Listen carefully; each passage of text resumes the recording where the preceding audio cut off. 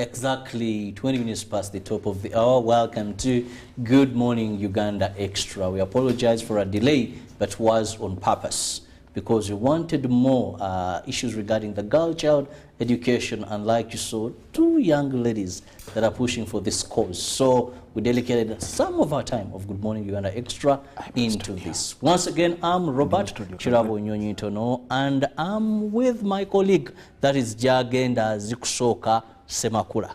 Sajabi. I usually refer to him as the man of history. Reason being, every time I take a look at him, he reminds me of what my father told me of that rare hairstyle. Sika miaka jino. The Kakobo has some age. So when you get there, we know how to do things. You divide and then... It's just like you forcing grey hair to come. You don't force grey hair, it comes naturally. So now that is for cadres before they get to that age of Kakubo. No, when we get there, so this is what I have. So then the others will come. It comes with age, just like you see the gray hair started popping out. Yeah, because it's age also. Yeah, it comes with growth and maturity and etc. So I'm yet to see the story you told me how then they would have this afro, then split, have a line in front. But that is my Jagenda Semakula. Yesterday, Jagenda, police released its annual crime report. Now, there were a number of factors, but I want us to look at one area that really caught my attention. Murders have increased by about 40.5. Traffic accidents have increased. What has reduced is, I think, rape, where we find that 2020 we had about 1,119 cases, and then 2020 we are into 1,480 cases. So it has slightly reduced. But I want to draw our attention to increased cases of defilement. Because these are committed on first, juveniles.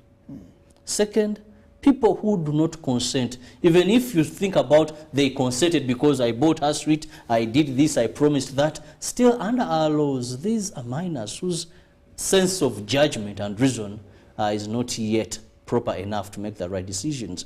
So when you look at these cases increasing, and according to this report, you'll find that 14,436 cases were reported. Now those are the ones that made it to police and they were reported. 14,000 in just 1 year, girls defiled in Uganda. You look at then cases taken to court out of the 14,000. You now go to 6,000 taken to court, meaning a big percentage, you're good at mathematics there, ended at court. I mean at police level. Less than 50%. Less than 50%. That went to court. That went to court. Now, what is most hurting is even out of the 6,191 cases, those that were convicted are 919. 919, meaning not even a quarter or a quarter of a quarter in the reported cases got conviction. And this is a crime that is increasing. Majority of these, of course, were girls, 14,226. Then boys were 344. Defilement on an increase when we think modernity, we see a lot of now civilization. Why? To begin with, as a parent, we would believe that maybe every parent, but later I'll be giving you statistics of who committed these, and you'll also be shocked. Let's begin with this huge number of cases. Okay. Well, thank you so much, Rabo. And maybe from the note where you started, we delayed on purpose because this was a noble cause of the young ladies here from IUIU. They're doing a very noble cause to fundraise for the girl child. And I think that's where even are, because when you look at the statistics that you're just sharing with me here, and the most affected persons or to the perpetrators of what you're reading about here is actually the girls in here. So, but coming back to the police report that we just received yesterday from police, of course, it's part of accountability that the police has to do to the people every year to let us know and all the things. Now, I think what is most shocking and surprising is we had 2 years of lockdown. Even when it was oscillating lockdown, it was a fluctuating lockdown. We were in and out, depending on the seasons and the situation and the trajectory of the infections of the disease that we had, the COVID problem. You would imagine and think that because it was lockdown, maybe we would see a reduction in all cases. But you will also notice that that is a time that we again had a lot of problems of teenage pregnancies and early marriages or childhood marriages. And it shook us and it sent us into some panic of sorts. Why? We often thought, and we actually knew, that our homes are the safest havens that we should have or that we have. But when we had a problem of COVID-19 and every one of us was sent back home, then it is when we actually discovered that homes are very unsafe for our children, for ourselves, for our spouses, for our parents, and etc. So we just discovered that homes actually are not as safe as it would be. That's why we got to a point and said, why shouldn't the children, why aren't our children going back to school? Then we kept drawing examples from everywhere. Look at what is happening in Tanzania, look at what is in Kenya, look at what is in Rwanda, look at what is in all parts of the country and the world. Why are we not taking back our children to school? Not because we're really dying to see that our children are actually studying. Yes, we were only just trying. It was just saying we are tired of the problem at home. We need to get rid of the problem. We need to get them away. And even the activists, you could hear them, the activists actually saying, send the children back to school because you are now sure that it is 10 o'clock. This little girl is actually now in class listening to some instructor somehow. But if she was at home at this time, you would start panicking and saying, okay, we even now do not know. The girl is at home. There is this man who stayed at home. We don't know what they could be doing. We don't know what could be happening right now. So those are things that kept coming in. And I think we should be indicted as a community, as a society, as a leadership, as government, as religious leaders, as cultural leaders for what is happening. So what the police did is the police is only reflecting to us. The police is only showing us. The police is only giving us a mirror to actually say, Robert Chirabo Nyonyintono, when you woke up in the morning to say, I'm actually going to work at UBC, this is how you put on. You put on this shirt and this tie and this jacket and this is how you made up. So this is how you look like. So what the police is doing, what the police has actually done is to bring back to us what is in our society, what is happening to us. So they thought, and we all thought, when it's lockdown, when it's curfew, crimes will reduce. Why? Because we don't expect certain activities to happen after 7 o'clock. And maybe between 7 and 5 a.m., 6 a.m., 7 in the morning, we don't expect certain things to happen. Now, when you look at the report, of course, we are talking about this, the defilement bit of it, but there's so many others. Theft has actually increased, of the cases that have increased, by I think 22%, according to the report. Theft has increased. And this is not a report of yesterday when they said everybody go back and work. They're giving us a report of the previous years, 2020, 2021, and Uganda. But yet again, you also need to look and accept that the situation itself was a recipe of what we are actually now seeing. So we have a problem that we need to address. As a country, as a citizenry, we need to know, because the police has actually come out to say, here is where we are. Now, you read the statistics and said of the 14,000, only 6,000 went to... No, 600. 600 or 6,000? 600, because convictions are just, that is 919. Okay, then there's 6,000. So convictions are 900. 919. But when you look at cases reported, there are 14,436. Yeah, but you see now the other challenge. Then those that went to court but didn't secure the convictions, they're the ones that are 6,191. Okay, those that went to court and I didn't. Yeah, because you see now it's also a very delicate solution or a delicate situation for the courts. When you look into the things now, one, you would want that a man is reported to police, they they are tried, and of course they are convicted. You want to secure that conviction. But you're talking about a case that at times is also very hard to prove, because you talk about defilement, there are connivances with the parents themselves, and quite a number of things. And I think we need to also bring in the parents here, because it's criminal. When you defile, when you rape, you're doing it against the state. So it's criminal. It's criminal. It's not a tort issue. It's not a civil issue. It's not Chirabo and Jagena did not agree on the sale of their car, or so Tereso Tinzabulunji. We're not talking about that.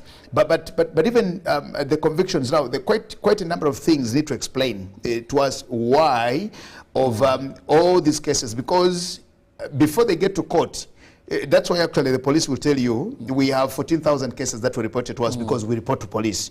So when you report to police, the life cycle of a case, it starts at the police, where it's reported, it's entered into the register book, it's done that and that and that and that and that, until when they get to the DPP to actually prefer charges and say, and to make the statements of the case itself, for you to be sent to court. Then the process there starts now until court says, yes, we find you culpable and we are convicting you for this offense. It's a process. I think that we need now to look into. It should be synergies of all the different players, the police, the judiciary, the DPP, the different stakeholders. What needs to be done? What needs to be done to ensure that how should we raise the bar and say, if we reported 14,000 cases, at least would be saying of the 14,000 cases that we reported, 10,000 went to court. Then out of the 10,000 that went to court, 80% of those we got convictions. We got convictions of 80% of those. Then, but there are lots of things that need to be looked into to ensure that we actually manage. What the police did is just a very good thing to show us this is the community, this is the society, this is the country. Let's look at who committed these offenses according to police. And Jagenda, now this is where you get a shock, because looking at 281 were defiled by HIV positive persons. We don't know if they contracted or they didn't, but of course with the defilement, these are young girls. Most of them have those bruises and all that. Now you have 112 were defiled by guardians. Person you trust with your child, or person who looks after this child. And most hurting is 107 were defiled by parents. There's a story that happened in Kikube district that I'm following up, of a 15-year-old who was defiled by her father. Not once, not twice. She conceived, she ran away from Kikube district, came to Nansana, where she had the mother was. There she was defiled by a gang of 15 teenagers, of 5 teenagers. So by the time a biological father defiles a girl, a guardian, a person you trust, defiles this young girl, what does this mean, first and foremost, to the morals of this country? Because even in African tradition, this would never happen.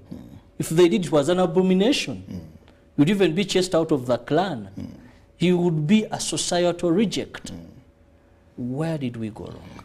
When you look into the Bible, you talk about the African Tradition Society, but let's just first of all get back to the Bible. In the book of Leviticus, I think it's the whole chapter 18, that talks about those abominable morals or issues or whatever you're talking about. So the Bible itself is very clear. Now you'll notice that these people who do these things are called Patrick, they are called Robert, they are called Thomas, David, Joel, and everything.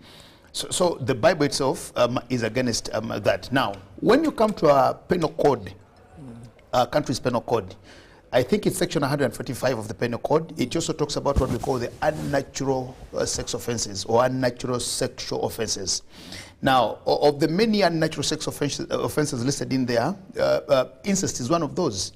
Incest is you cannot have a sexual relationship or sexual intercourse with your own relative. It could be a daughter, a son, a sister, a mother, a father. You're not allowed to. It's an offense of its own.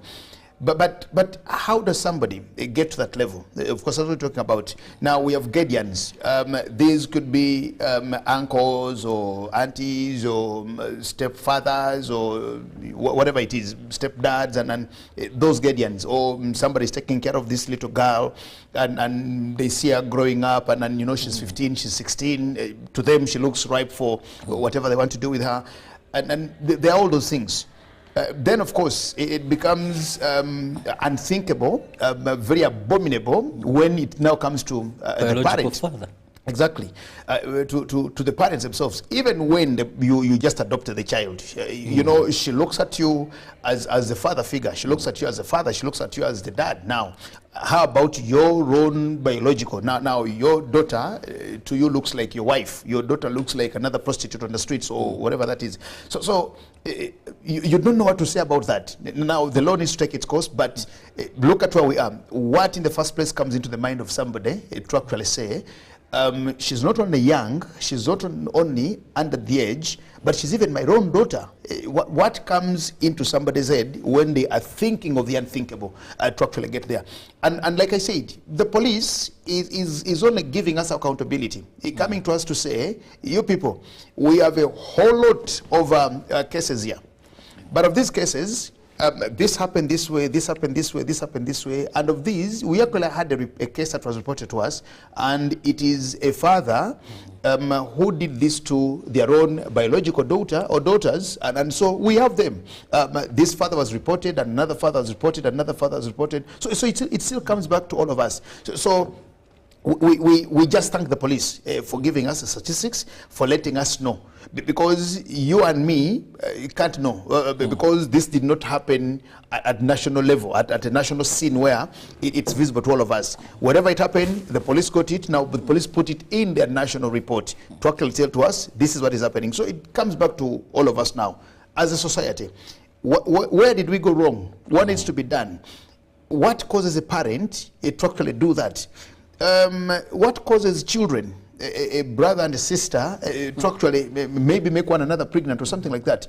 There are lots of things that we need to look into. Like I said, when we had an opportunity because when you look at the school system before, pre-COVID, the school system that runs first term, second term, third term, and you look at the number of days, for the whole year, the average is about 280 days. 280 days when the children are in school.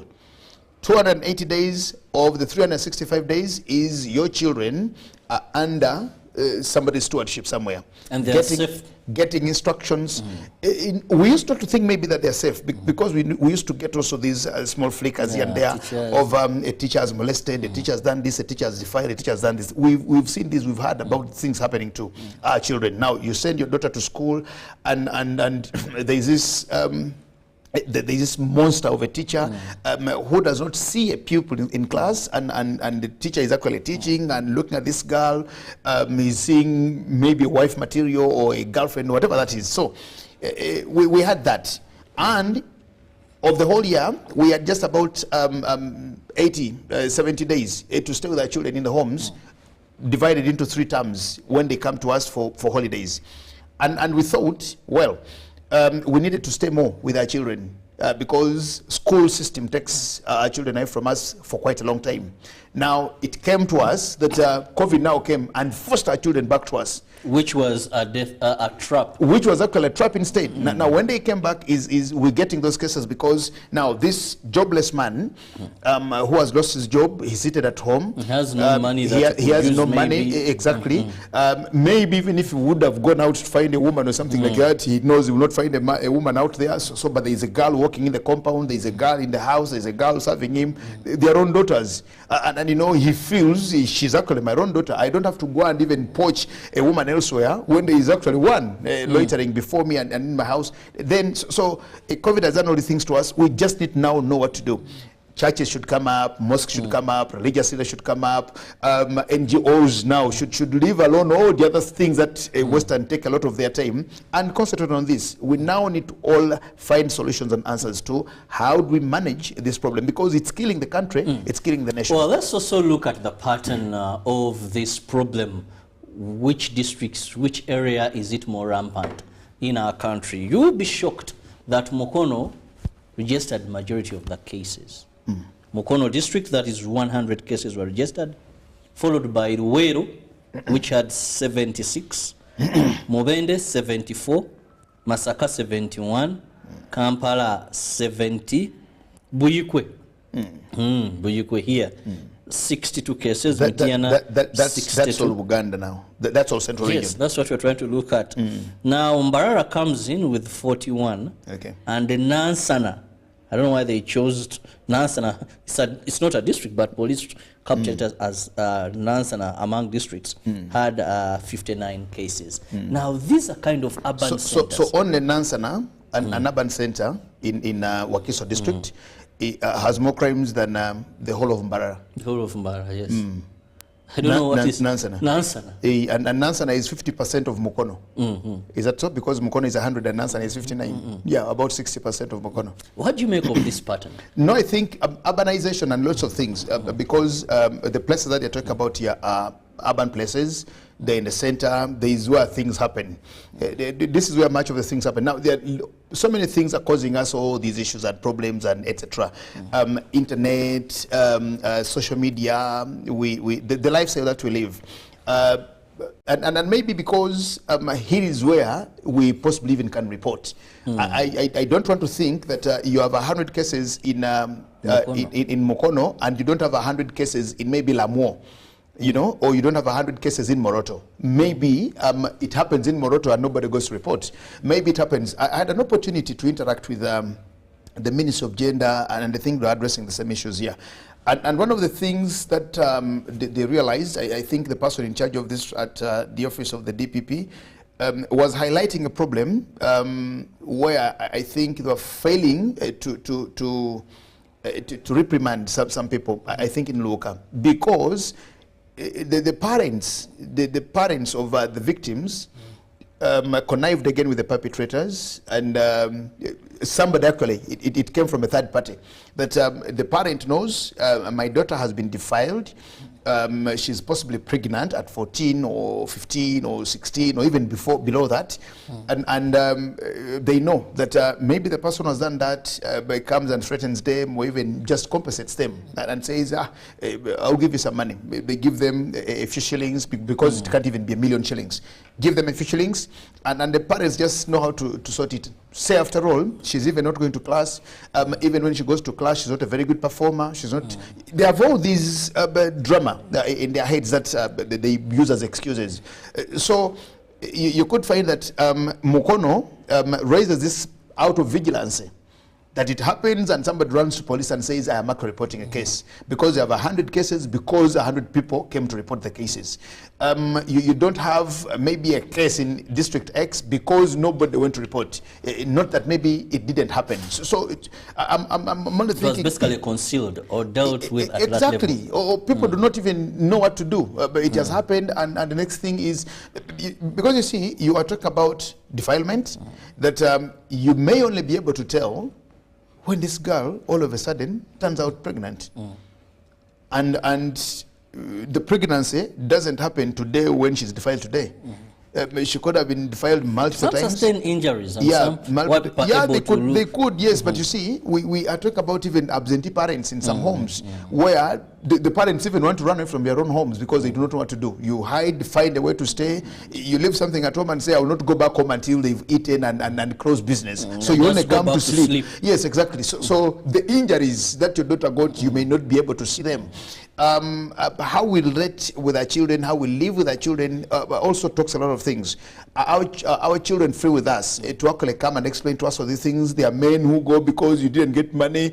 Everybody knows you. You start quarreling from the roadside as you're coming, you know, and everybody just runs for safety. So nobody will actually sit with you to actually tell you this is the problem that we're going through. There is a man who did this to me when I went to the well. There is this boy who did this to me when I went to the shop. When I go to buy stuff, maybe this man who I buy this does this, she bad touches and etc. They do not tell you. So you only discover when you see all of a sudden there are changes in the home and all the things. To go to hospital is where you get the news. It's a 3-month pregnancy, and now you do not know. I was listening to radio, some time ago, actually, when we had these issues of we having this, I'm not actually shocked about this because it's been in the news all through and through during this period of time. And I had this man who said, my daughter is very fat, she's very fertile, the man was actually confessing and saying, my daughter is in senior 3. She's, I think, only 17 years of age, 16 or 17 years of age, and she's in S3. And he says, some man found this girl, and the man said, the way my daughter looks like, any man would actually do this to her. But I told her when she came to me and she was free with me, she told me, Dad, this is what happened to me, and I'm actually pregnant. Do you know the man who made you pregnant? I do not know.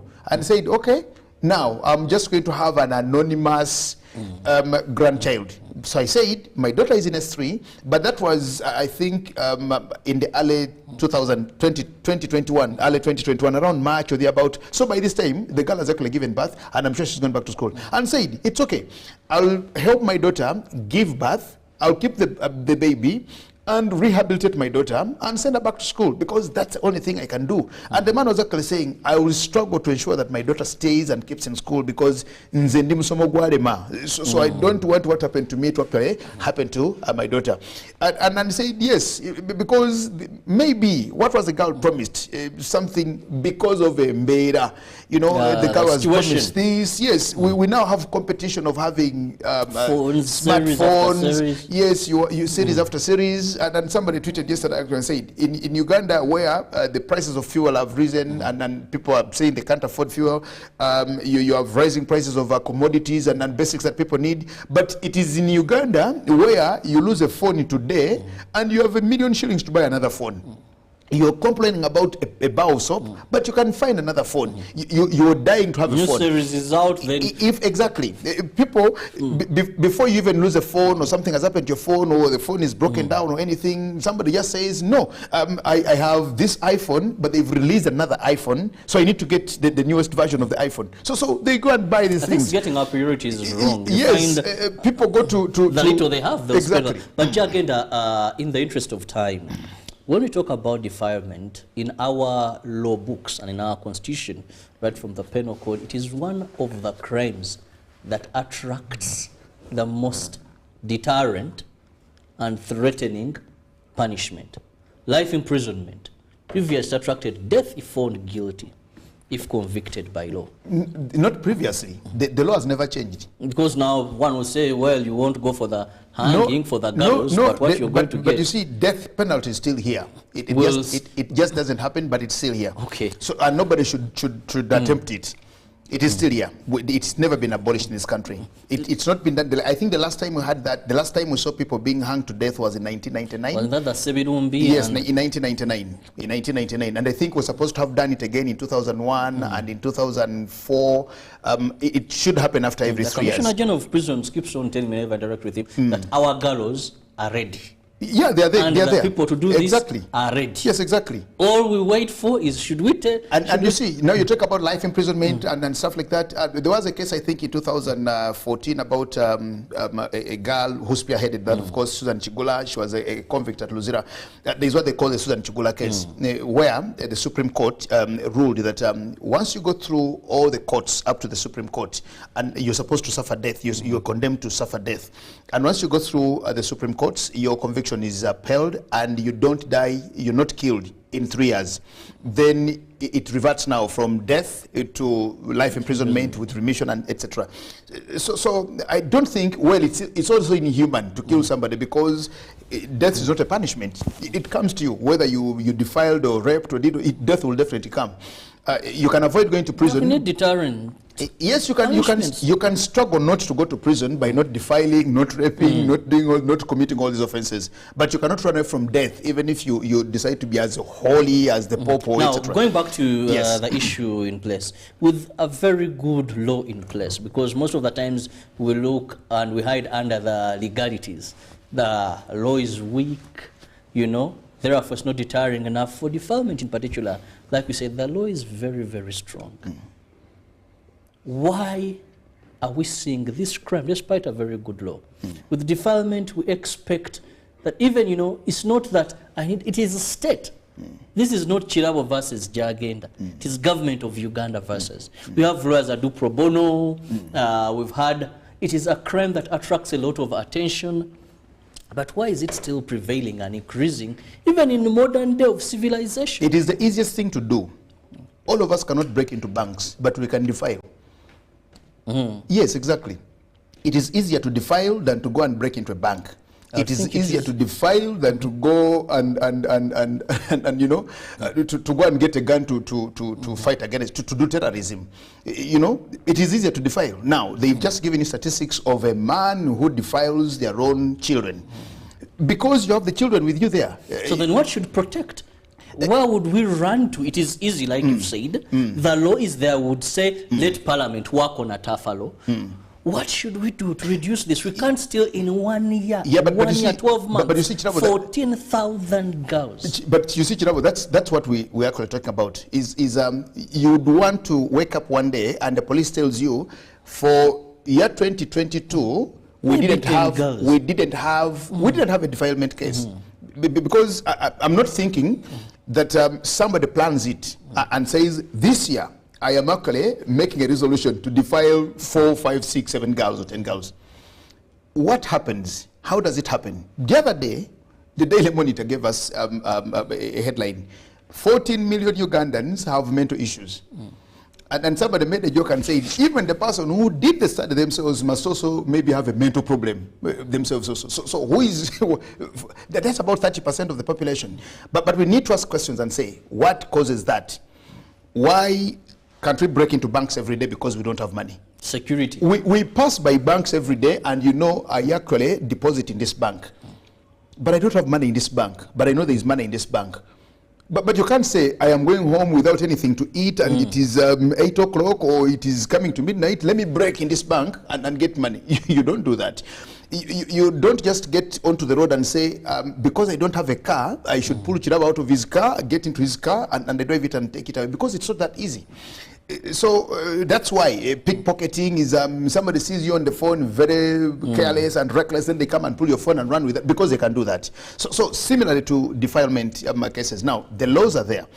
And because we have had convictions, you talk about 900 convictions. Now 900 convictions are 900 cases, 900 precedents, 900 judgments, 900 rulings, 900 lots of things. Would somebody sit down to read 900 cases?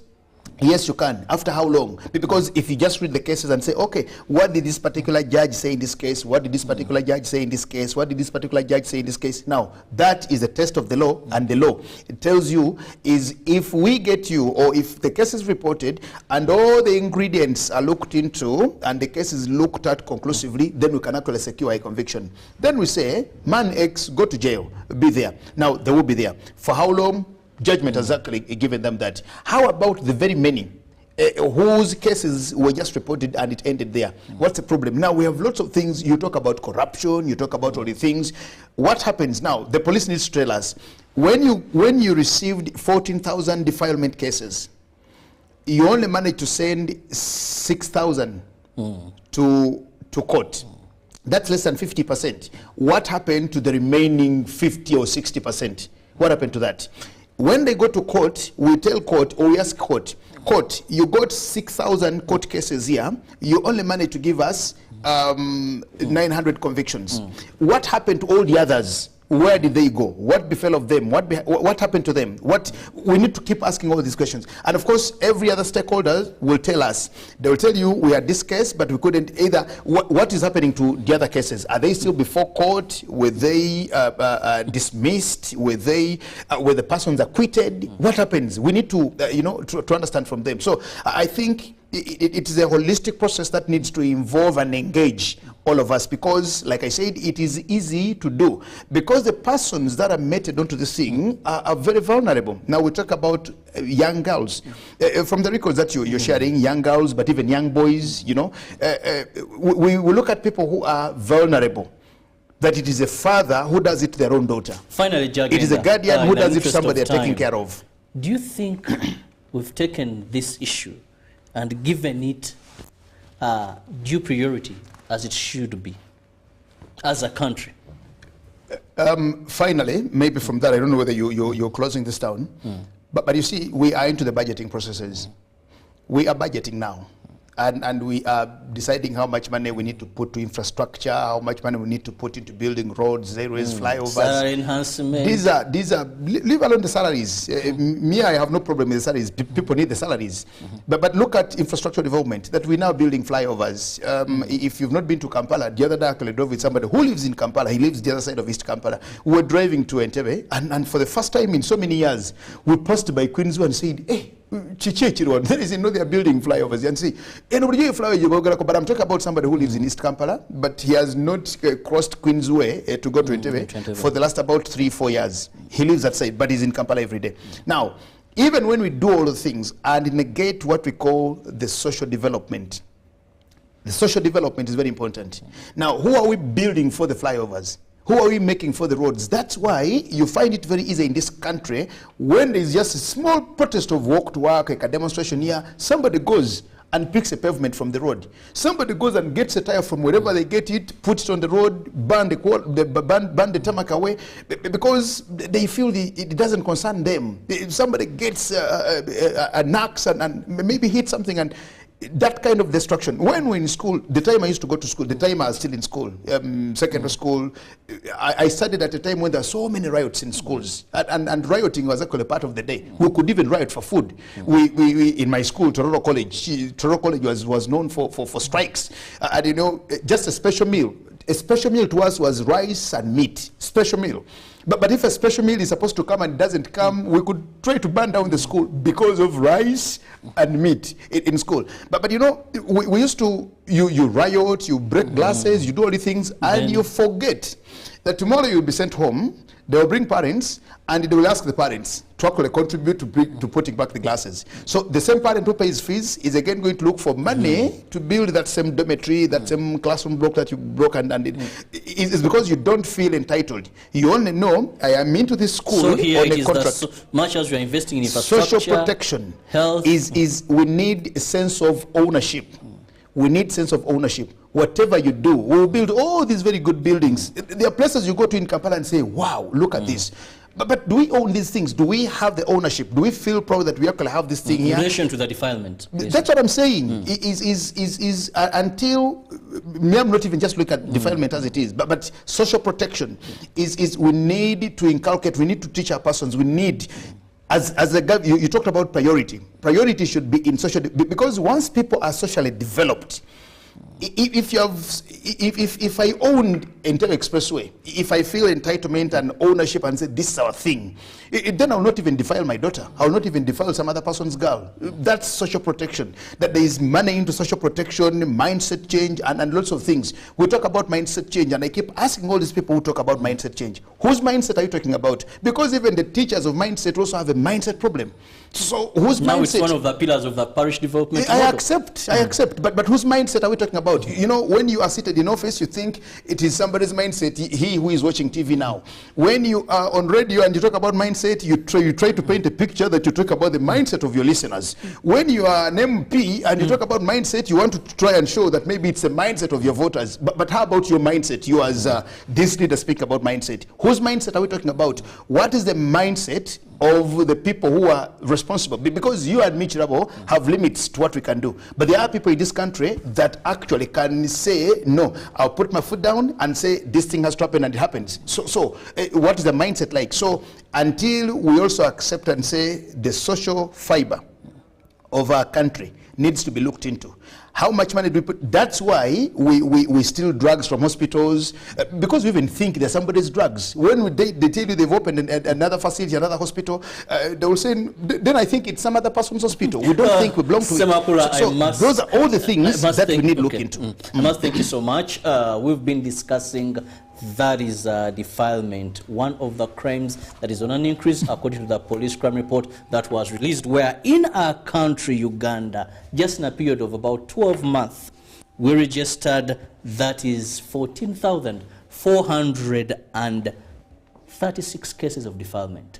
That's a very big number. That is a very big number. Now, when you look at 6,191 that made it to police, and the convictions from courts of law being only 919.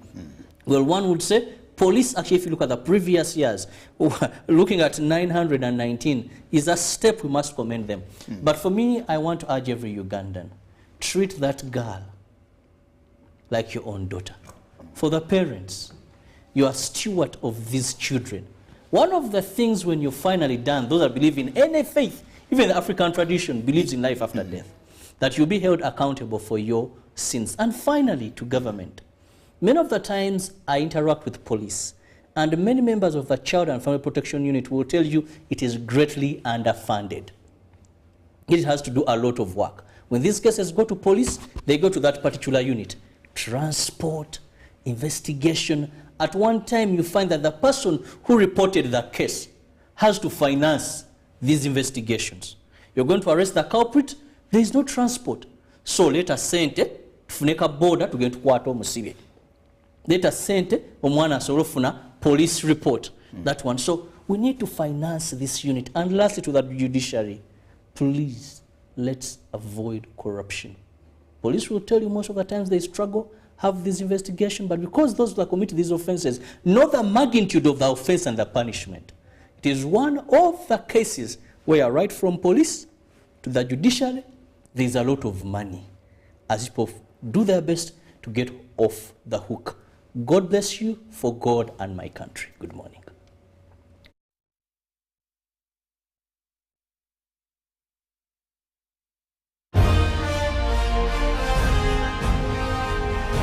Live from UBC Studios in Kampala,